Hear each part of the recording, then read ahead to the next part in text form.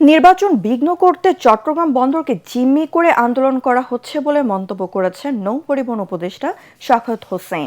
সচিবালয়ে তিনি সতর্ক করে বলেন, বন্দরের কর্মচারীরা কাজে যোগ না দিলে কঠোর অবস্থানে যাবে সরকার।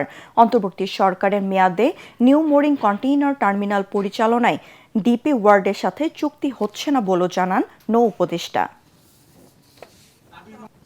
চট্টগ্রাম বন্দরের কথা বলেছি, আমি ব্যক্তিগতভাবে গিয়েছি, আমি বোঝাবার চেষ্টা করেছি।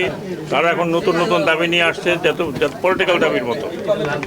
ইলেকশন আর কয়েকদিন পরে ওই কনস্টিটিউয়েন্সিতে তারা একটা গন্ডগোল সৃষ্টি করছে। এটা ইলেকশন কমিশনের দেখার ব্যাপার। আমি সিইসি মহোদয়কে অনুরোধ করেছি, কারণ ইলেকশনটা যদি ওখানে ঠিকমতো না হয়, এটা নিয়ে সমগ্র দেশের ইলেকশন নিয়ে কথা উঠবে। কারণ আমরা একই সময় তারা পুরো পোর্টকে জিম্মি রাখার চেষ্টা করছে কতিপয় লোক। এইটা চলতে দেওয়া যায় না। Therefore the government has decided to go in hard line. ইতিমধ্যেই কয়েকজনকে ধরা হয়েছে, বাকিদেরকে ধরা হবে।